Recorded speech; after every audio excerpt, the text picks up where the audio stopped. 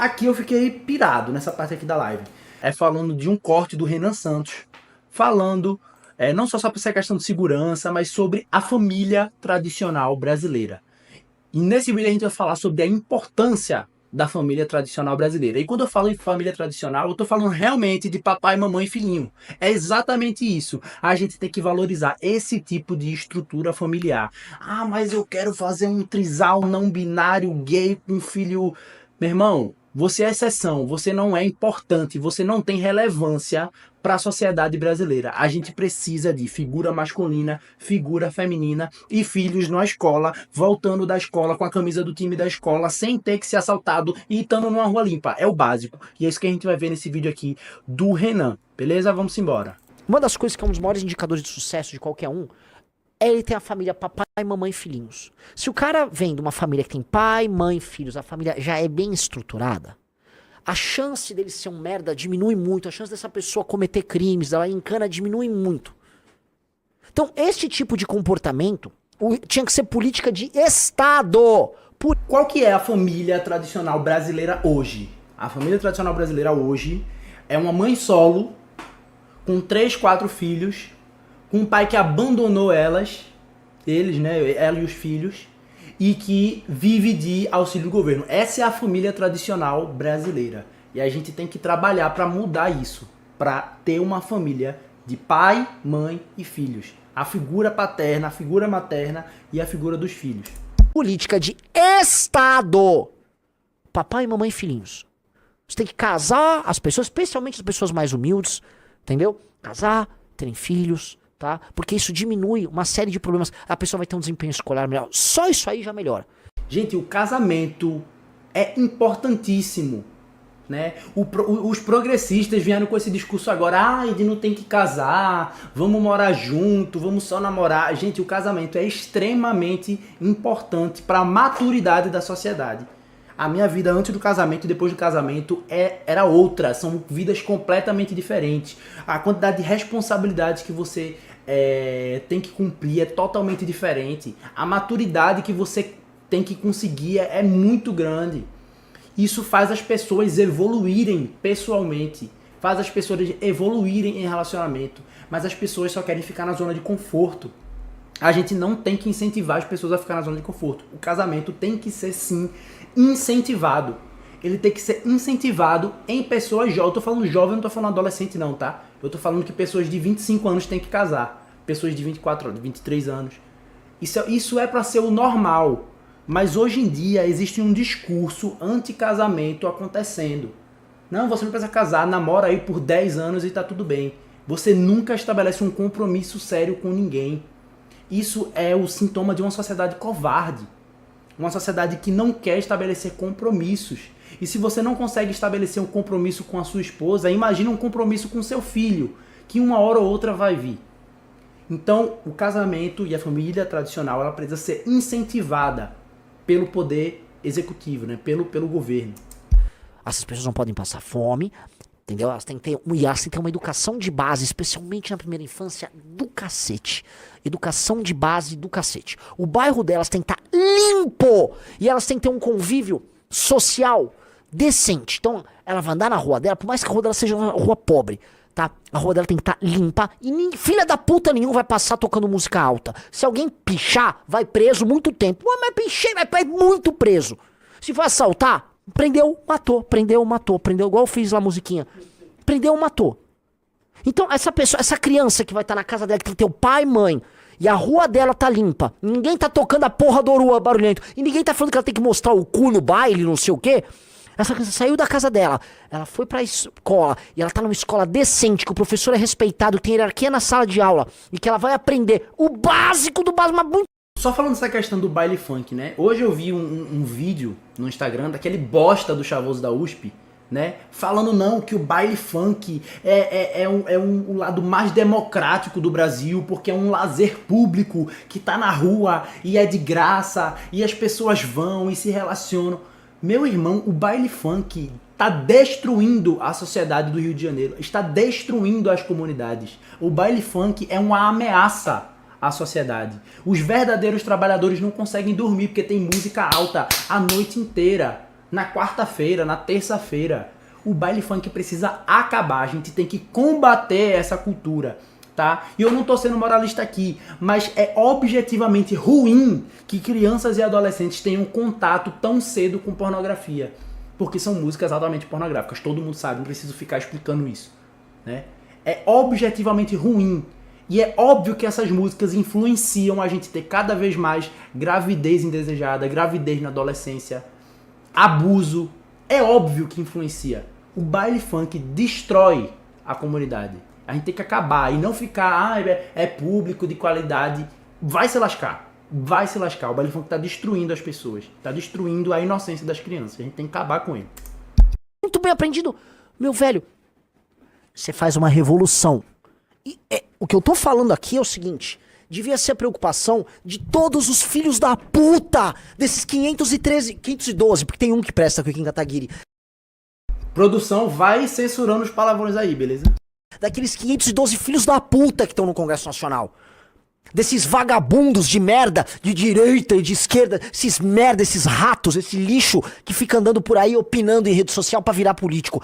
Ninguém. O que eu falei aqui é o básico. Você quer resolver em escala. Em escala o problema brasileiro. Escala. O problema social brasileiro. É isso. Porque os maiores problemas nossos decorrem disso. Famílias desestruturadas em ambientes favelizados, sem respeito e horríveis, com cultura distante, cultura inimiga da excelência, com escola merda. É uma máquina formadora de gente pouco produtiva. Então, assim, se o Estado brasileiro focasse assim, cara, é uma missão civil, o Estado, a elite, numa missão civilizacional, focassem nisso, você começa a atacar o problema numa escala gigantesca. Mas gigantesca. Aí vem as coisas complexas. Isso aqui soa tangível pra vocês, né? Vocês conseguem ver, vocês sabem do que eu tô falando, tá ao teu redor. Paralelamente, veja só, um cara falou, às vezes o básico parece tão utópico. Porque se eu falar assim, não, o Estado brasileiro e a sociedade brasileira... Gente, parece isso mesmo, né? Parece que a gente tá falando de utopia. A gente tem uma rua limpa, a gente não ser assaltado voltando pra casa, a gente tem uma escola decente e os nossos filhos não terem gravidez na adolescência. Parece uma coisa muito básica, mas a gente tá falando de no Brasil ser uma utopia.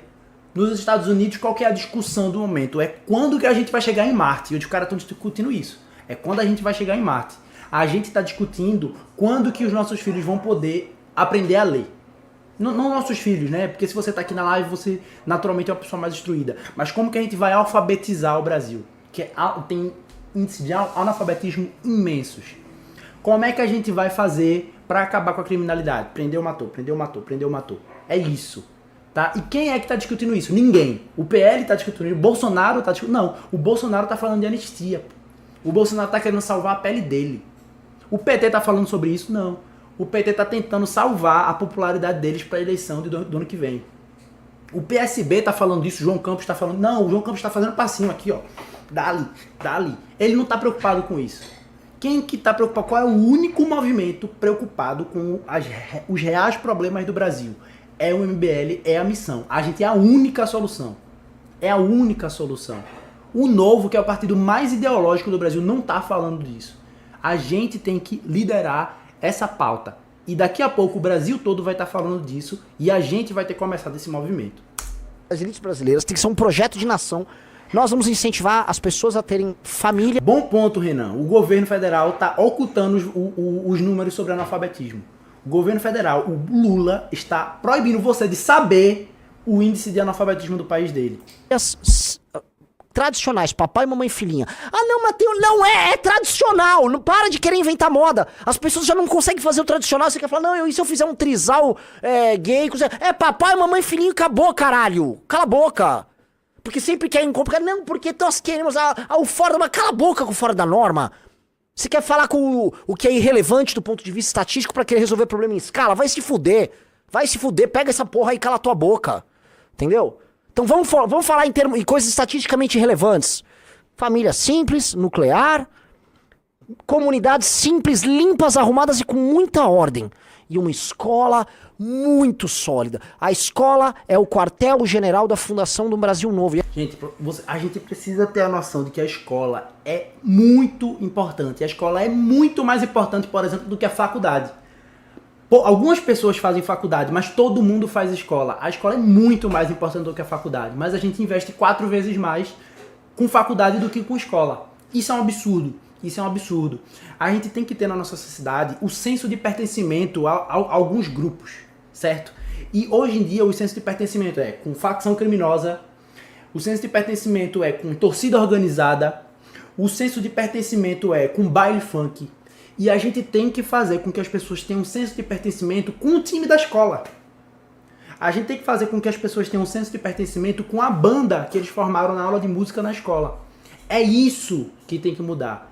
Se as pessoas elas estão acomodadas, acomodadas é a palavra errada, mas se elas estão vivendo a música, se elas estão vivendo o esporte, se elas estão vivendo a pesquisa, os estudos, elas não vão viver a facção criminosa, elas não vão viver a torcida organizada, elas não vão viver o baile funk. Isso é uma questão de substituição, é uma guerra cultural que a gente precisa enfrentar no Brasil. Tá? E talvez vocês não saibam, mas pela lei é obrigado que as escolas tenham ensino de música. Isso pouca gente sabe, mas tem lei aprovada que ela simplesmente não é cumprida. É obrigatório, por lei, todas as escolas do Brasil terem ensino de música na grade curricular. Mas é uma lei que não é cumprida, tá? E essa escola tem que ter participação da estrutura policial, sim. Porque, infelizmente, é estatístico também, os bairros periféricos ao redor do Brasil estão tomados pelo crime e pela desordem.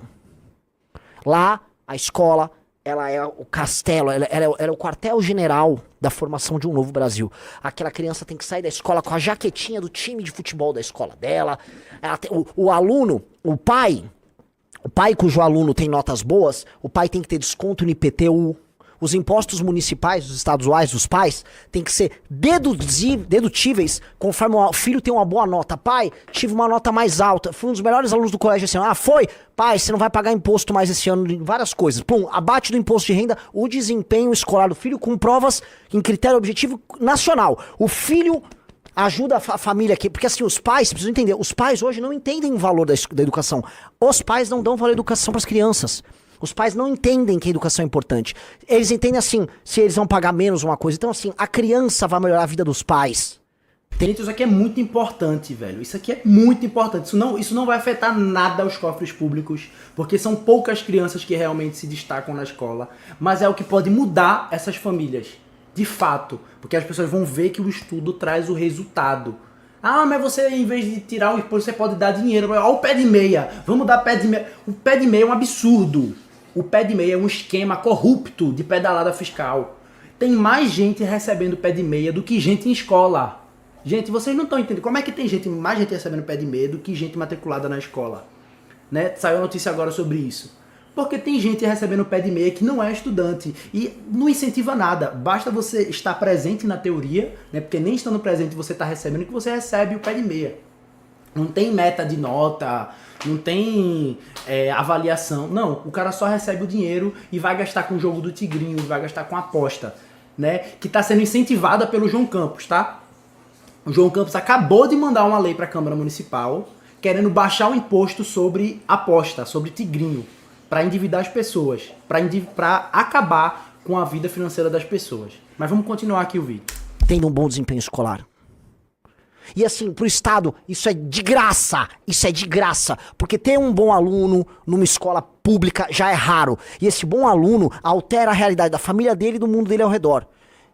É isso. Dedução de imposto, de todos os impostos que você consiga colocar com o desempenho escolar. Escola com polícia. A polícia que tá na escola vai saber os problemas que acontecem na família dessas crianças. Os arredores da escola tem que ser arborizados, a pessoa tem que se sentir segura e andar perto da escola. A escola é o lugar onde a criança quer andar, não o beco, não a porra do baile. O baile tem que ser fechado. Não é, a criança não tem que estar nessa porra. Sacou? É isso, é tão difícil, o que eu tô falando, parece que eu tô falando assim, mandar um foguete pra Marte. Não é, é o básico. Deveria ser o básico. Paralelamente, algum filho da puta tem que falar, bom, autofuncionalista, tá faltando dinheiro pra eu investir nisso, tá? Eu vou precisar de, assim, todo ano, eu preciso de 200 bi, me sobre 200 bi pra eu investir nessas coisas.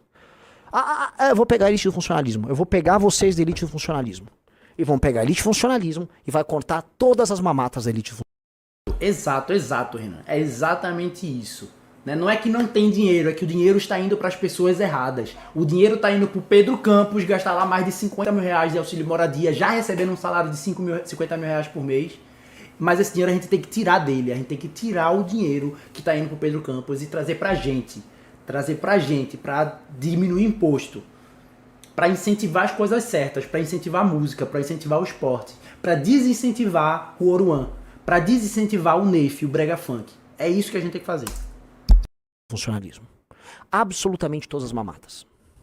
E vai precisar cortar as mamatas da elite do funcionalismo mesmo. Porque se tem uma coisa... Corte de impostos, aumento de investimento em infraestrutura, diminuição de juros não amarretada, mas de maneira real por conta de uma economia minimamente decente, aumento da capacidade de investimento do Estado. E aí, com investimento em infraestrutura, energia mais barata, um pouco mais de estrada, um pouquinho mais de ferrovia, um porto melhor, a gente começa a ficar mais produtivo. Ficar mais produtivo significa que a gente produz mais dinheiro por hora de trabalho. E aí essa economia começa a ficar, sabe o quê? Mais complexa. E aí aquele menino que tá saindo daquela escola começa a ir para as atividades mais complexas e a vida dele começa a melhorar. É tão difícil. Gente, é tão difícil. É tão difícil. O que eu falei aqui é a coisa mais retardada e simples do mundo. É tão difícil. É tão difícil. O que eu tô falando aqui não é difícil. É exatamente isso, gente. Esse é o corte que eu queria passar para vocês, tá? Só a gente tá discutindo o que realmente é importante. Só a gente tá realmente falando dos assuntos que vão mudar o Brasil, tá? E a gente vai chegar lá, a gente vai chegar no poder, a gente vai mudar isso, tá? Isso aqui é um projeto de 10, de 20, de 30 anos, não vai ser da noite pro dia. É uma coisa muito simples que ele falou, mas que no Brasil vai demorar décadas para ser feito. Mas a gente vai conseguir fazer.